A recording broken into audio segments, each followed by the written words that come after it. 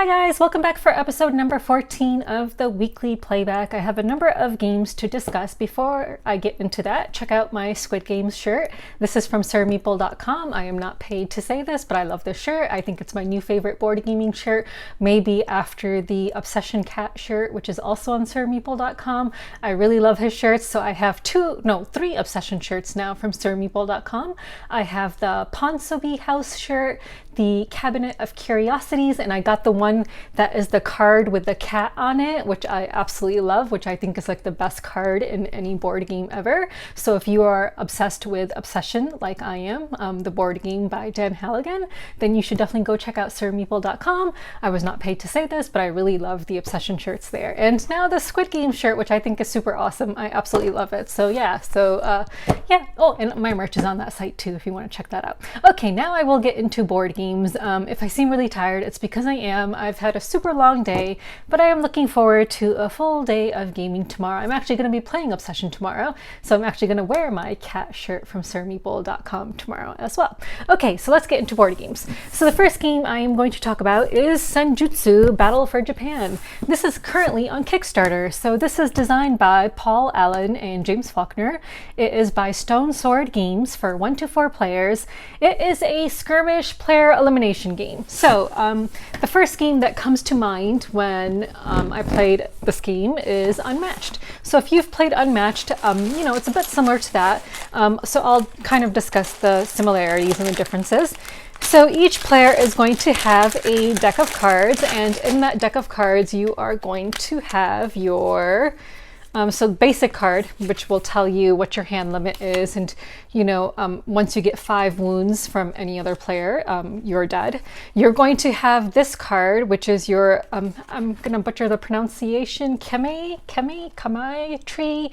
So each player's Kamei tree is going to look a bit different, and different cards will have different things on them. So there's different kinds of Kamei, which I guess is kind of like your state of mind that you can be in. So different cards, when you play them, may give you a different bonus depending on what your state of mind is. So for example, if you are playing this card, if you are on the red state of mind thing, which I'm not sure what that is called, you can do that action. But if you're on the green one, you would do that action. And then each card has 2 parts to it. So you would resolve the top part. So all the players would reveal a card. So for example, if one player revealed, let's say, this card, and another player revealed this card, you resolve them in the order of, I guess you call that initiation speed.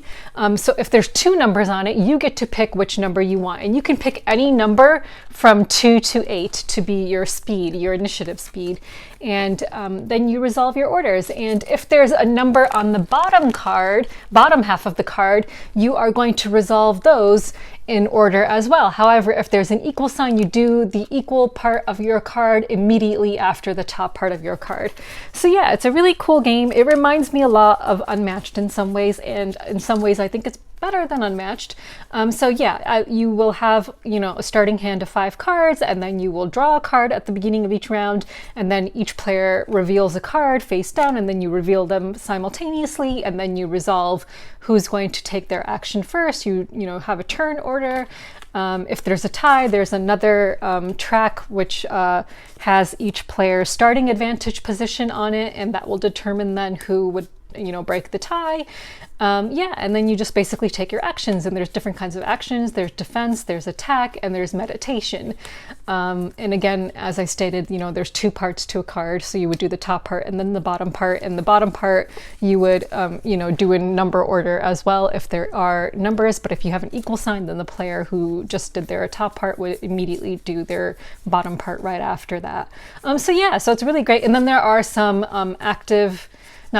immediate abilities that you can play. So suppose someone attacks you, you may be able to play an immediate card right Afterwards, however, you can only play an immediate card on a card that belongs to like a different suit. So this is like the meditation suit. So you would not be able to play this card on another meditation card. You would have to play it on either a defense or an attack card. So yeah, it's a pretty cool game. I liked it. We played a 4-player game of it. It's a very quick game.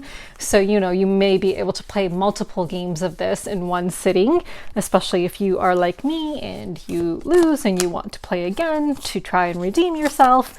And each player also has their character card, which is the basic card that will sit on the table. And this, you know, is something that you can kind of fall back on if you need to, if there's this card will always like either be on the table or in your hand, and it does not count towards your hand limit. So there's like that one card, which is kind of like a safety net card, which is, you know, cool.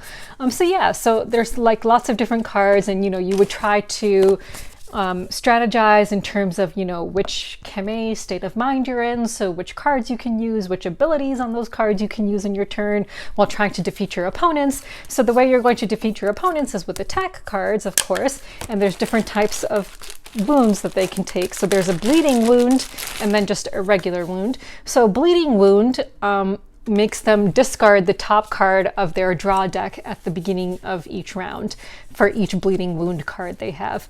If then there's a regular wound card, and you just keep these in front of your player area. So once you reach 5, you're out.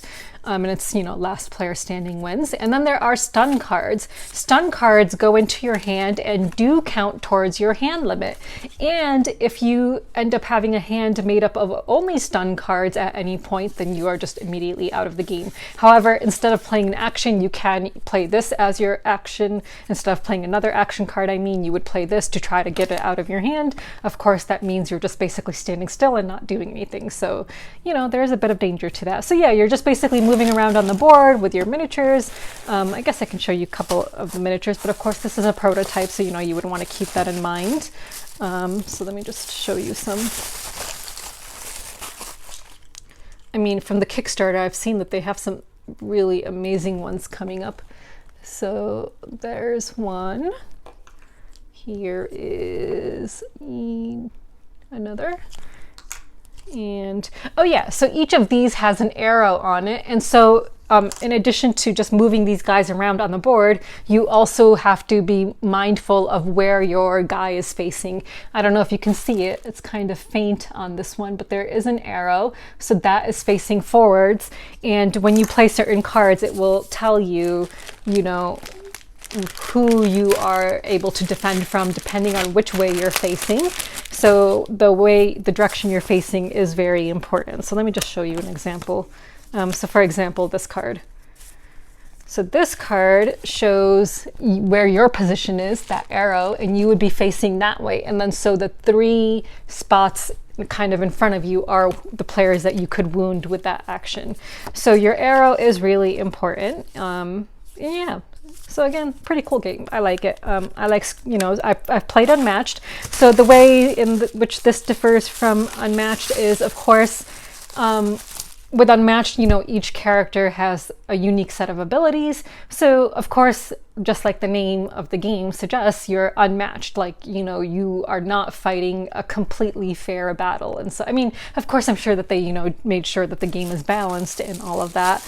But in this game, you know that everyone has relatively basically the same abilities, and it's just a matter of how they are strategizing and using their cards to try and defeat you. So you are not unmatched. You are pretty matched in this game, in this skirmish game. So that is really how it differs.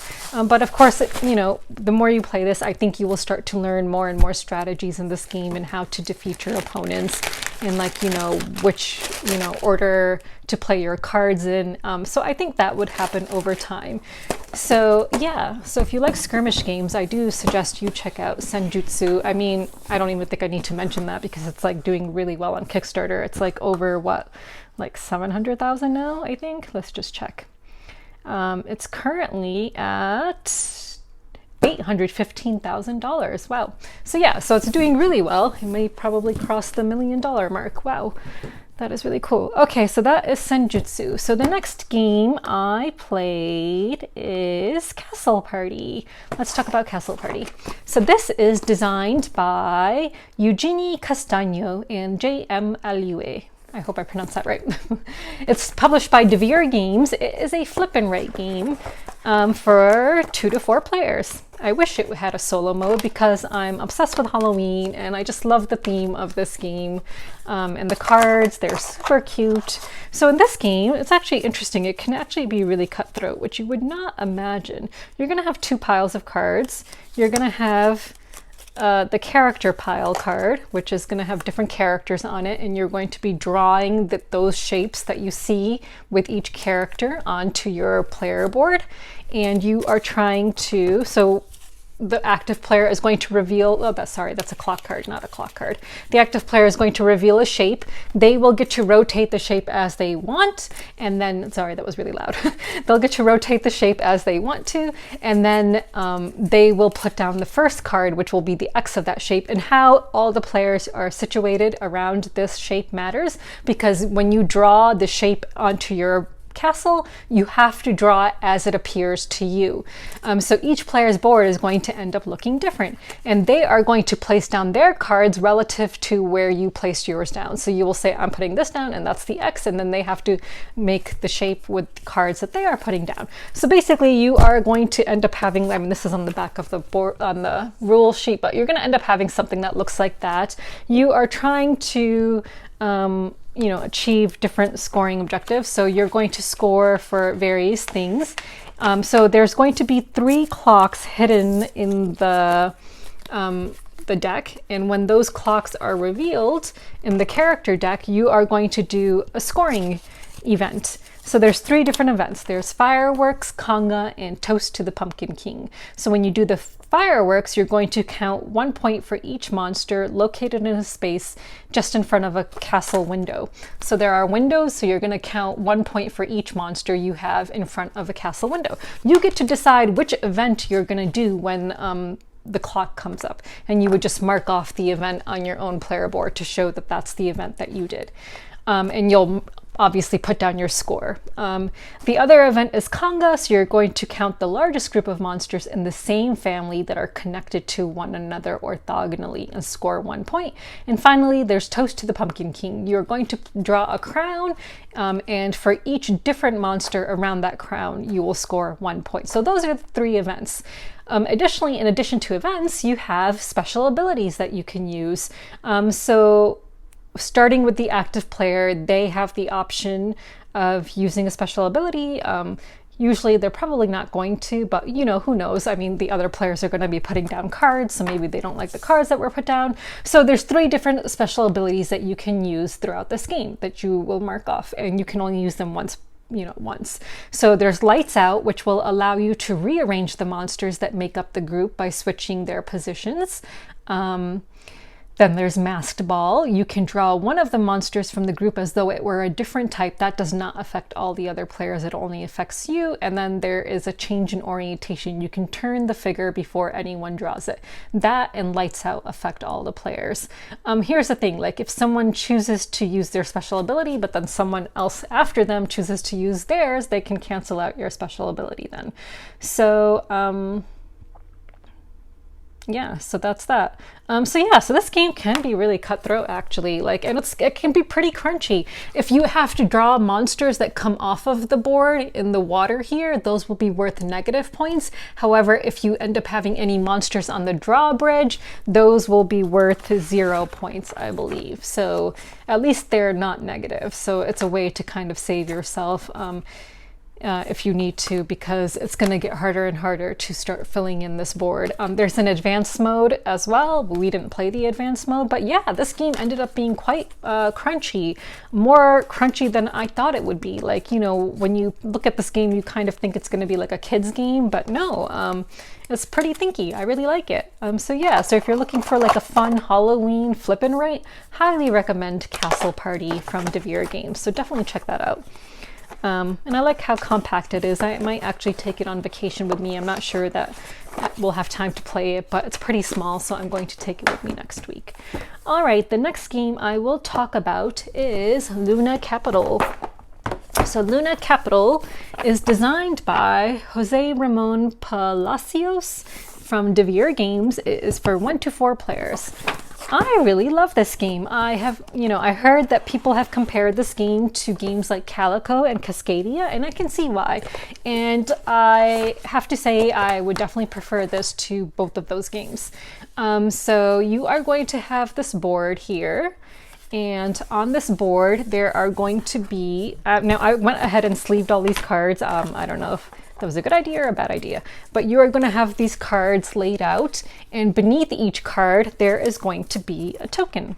And there's 3 phases in this game. So there's various kinds of tokens and they score in different ways. You're gonna select a pair. So you are going to take a pair of a card and a token, and then you will place the token that you just got onto a card. It doesn't have to be the card that you just selected, but it has to be a card. You can only have 3 rows of cards. Yeah, I think they can be of any amount, but obviously depending on player count, they're not going to end up being any amount, but I believe you can only have 3 rows in total, if I remember. And you're going to place the card adjacent to a card that you already have. Oh, and you must abide by numbers. So each card has a number in the upper right hand corner. So when you place a card into your player area, it has to go in increasing order: 1, 2, 3, 4.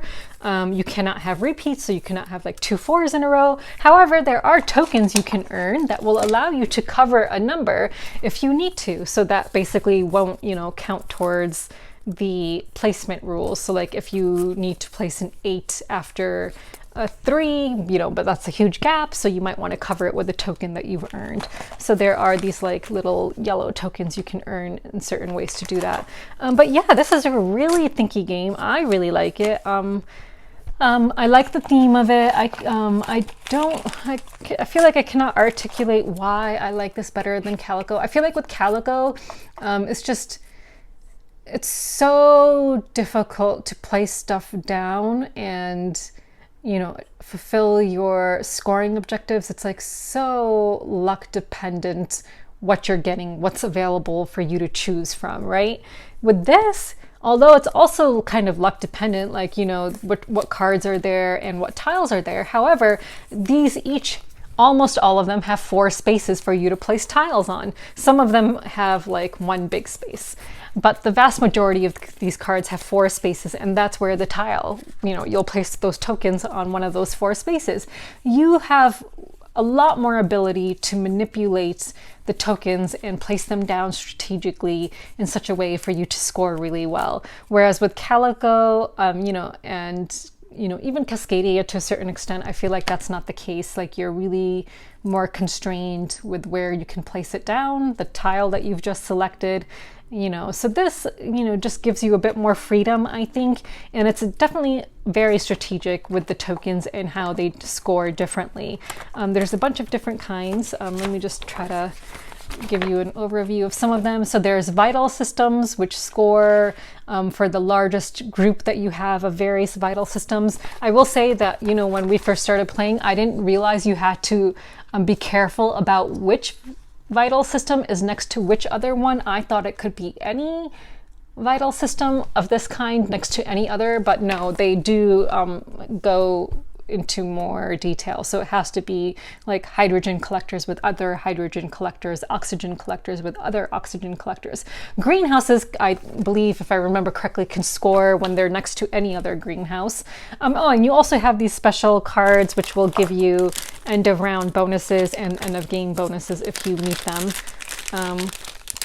So that will also be something that you can try and score. So those will give you points as well. There's constructions, which will have like special requirements for where they want to be built for you to score points. So like hab mods and stuff like that. There are residential complexes and stuff like that. Sales offices, which are really easy. Those will just like you'll put anywhere to kind of, get a point. Those don't really matter. There's demolition, which will allow you to basically do away with the tile that you've already put down, so you can demolish something and then put something on top of it. There are selenite robots, which are which give you the token I was talking about that then lets you cover something else, which is pretty cool.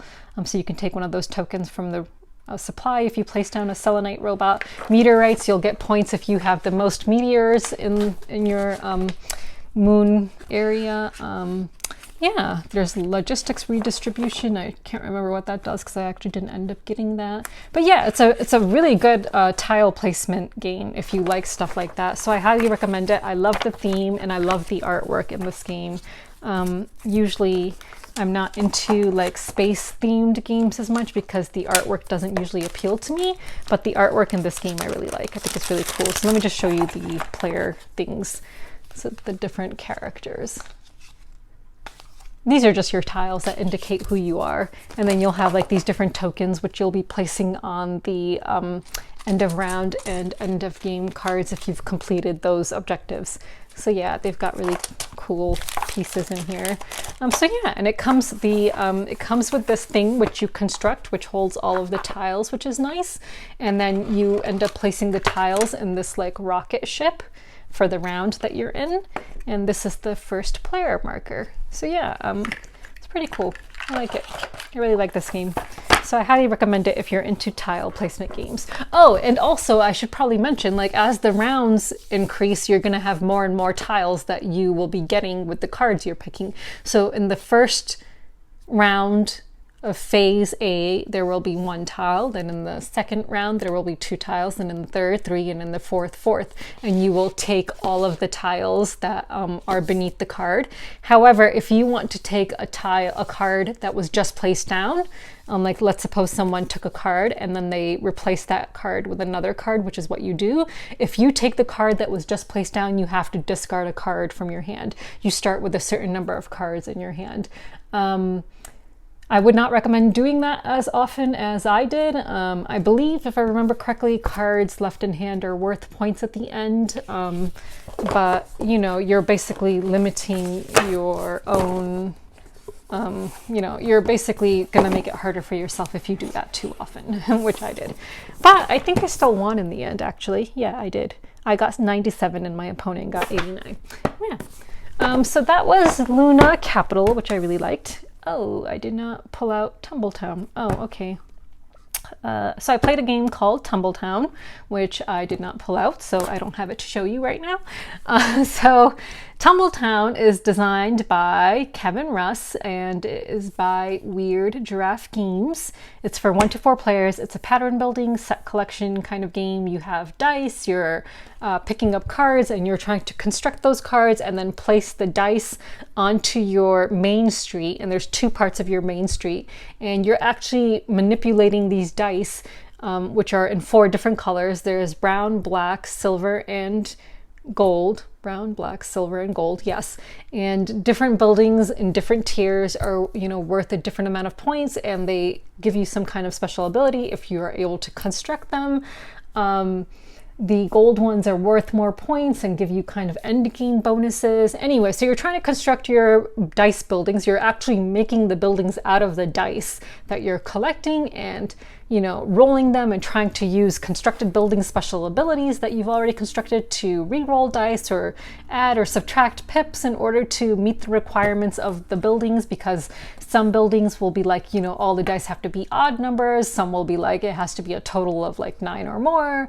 You know, some will be like, okay, it has to have like 6 brown dice, or not 6, but like 3 brown dice and 1 gray die of certain values. So it's really tricky. Like I've played this game once at 4 players a long time ago, and then I just recently played it at 2 players. At 2 players, I feel like it went by quickly, and I was only able to construct like 4 buildings by the end, I think. Not that many. But yeah, it's a good game. I like it. The one complaint I had this time, which I remember the people I was playing with it the first time I ever played with it, they had this complaint, and they're all designers and work in the board game industry, and like one of them even works for a manufacturer, Panda Manufacturing. They were all commenting on how the dice have rounded edges instead of rounded corners, instead of like like pointy corners, like completely flat, and how that makes it harder to stack the dice. And they're absolutely right. Like, I just was thinking when I was playing it the second time, like how it would have been much better if the dice were like completely square shaped without rounded corners, and then they would stack nicely on top of each other and not like topple over and stuff. Because for a game that really requires you to, you know, place dice on top of other dice, you might want to have made the dice so that they actually stay on top of each other and don't fall over. But yeah, I like the theme of the game. I think it's just a fun little game. So yeah, if you're into, you know, constructing stuff out of dice, well, this game is perfect for you then. But yeah, it has a nice Western theme to it. I haven't tried the solo mode, but yeah, I like Tumble Town, and I think that's a game I'll definitely be keeping in my collection for sure. The next game I will talk about is Witch's Brew. So this was on my wish list, and I wanted to trade for it, and then the person I was trying to trade for it just would not trade with me. So finally I bit the bullet, and I'm like, I'm gonna sell some games and just buy this game. So yeah, I did pay a little bit too much for this game, but I'm really glad I did because I love it. So Witch's Brew is designed by Andreas Pelikan. It's published by Aaliyah and Ravensburger. It's for 3 to 5 players, 6 if you have the expansion. So this is like the precursor, like the ancestor of Broom Service, which, you know, Broom Service was designed by this designer and of course Alexander Pfister, I believe.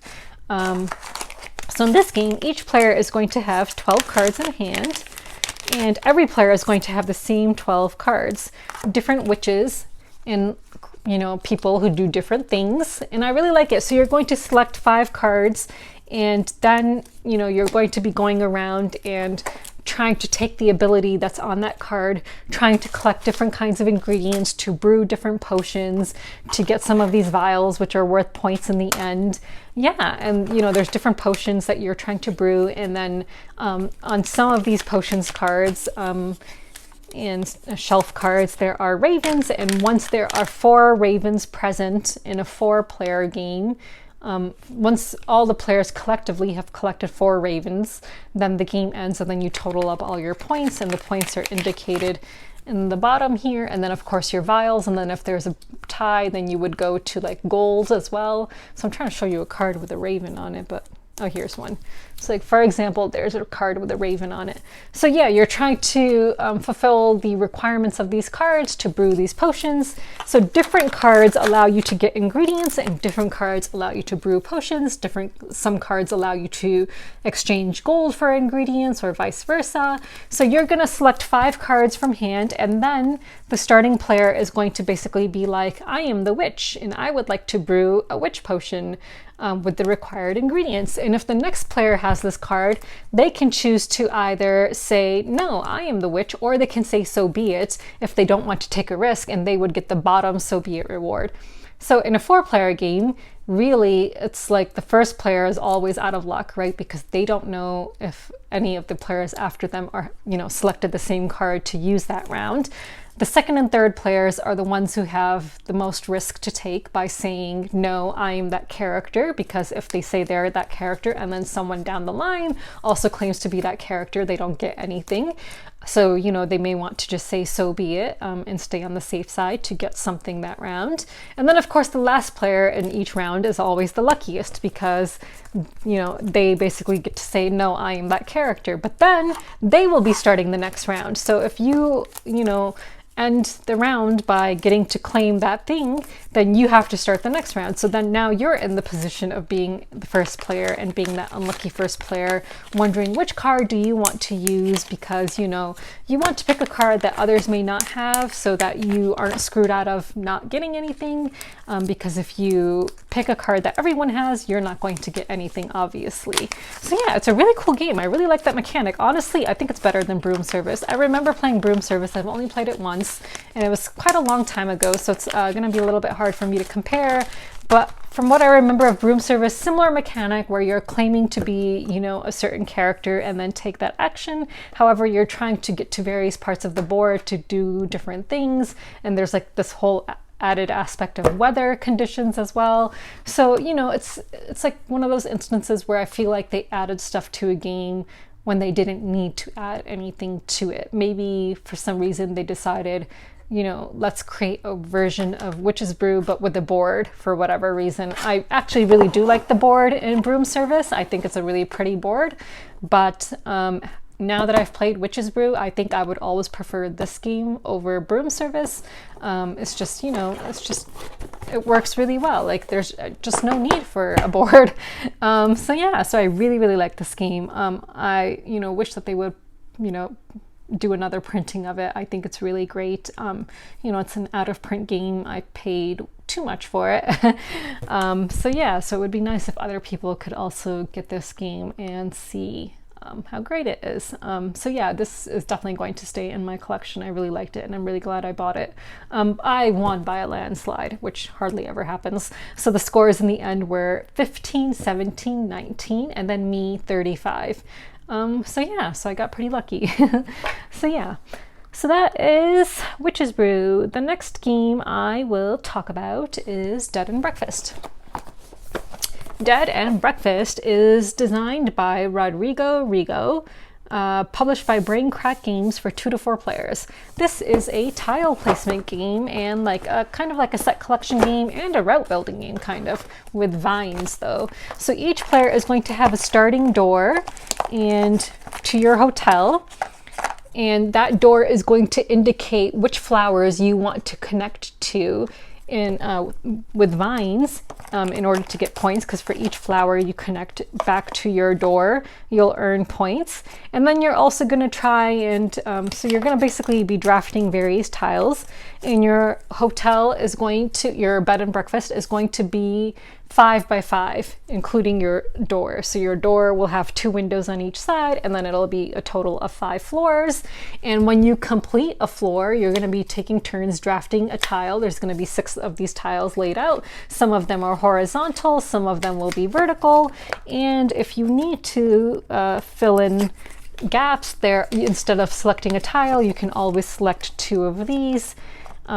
But that can, you know, these can be helpful. So you can, instead of selecting a wall tile, you can take 2 of these to kind of fill in gaps and connect some of your vines. However, you may be doing away with some points that you can get. So if you're able to strategically place these, that's better. That's, you know, better for you, which I was able to do. I was able to construct a hotel without using any of those vine tiles, and I won because once you complete a floor, then you can take a guest tile and you will cover a window on a floor, not the one you just completed. And this is a way for you to get points. So for example, this one says you will score 2 points for each ghost on that floor.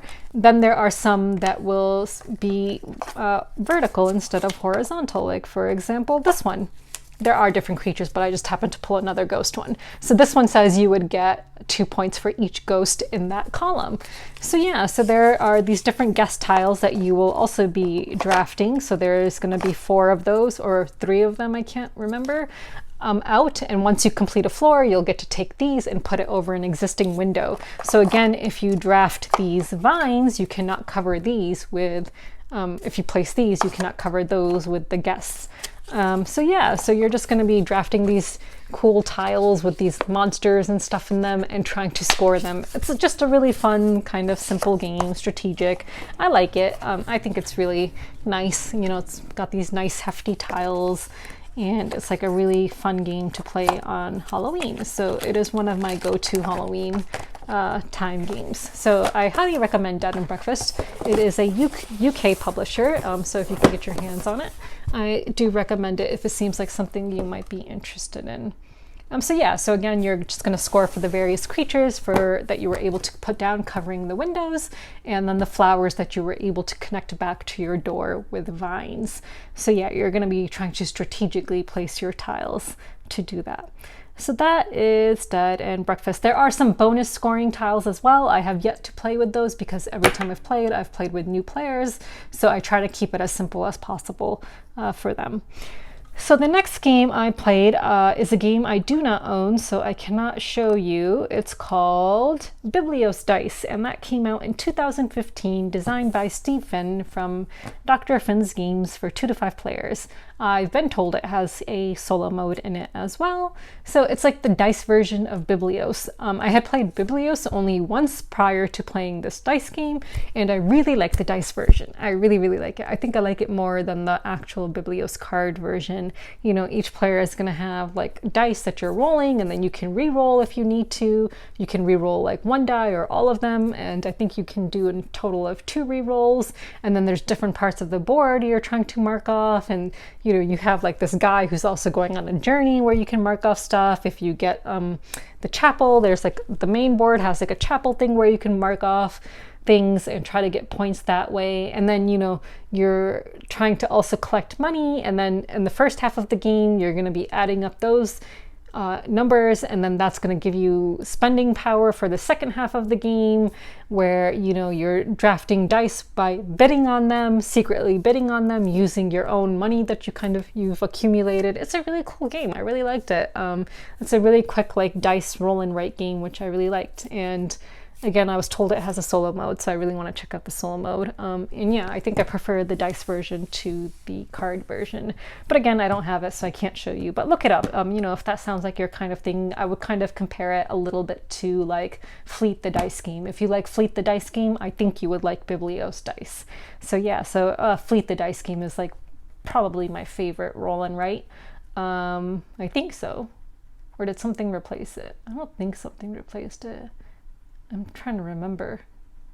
Yeah, I think it's still my favorite roll and write, or did I think so. I can't remember. But yeah, it's definitely high up there. Okay, so let's go into games that I am culling. So I actually cannot show you what I have decided to cull this time because I've already packed it away.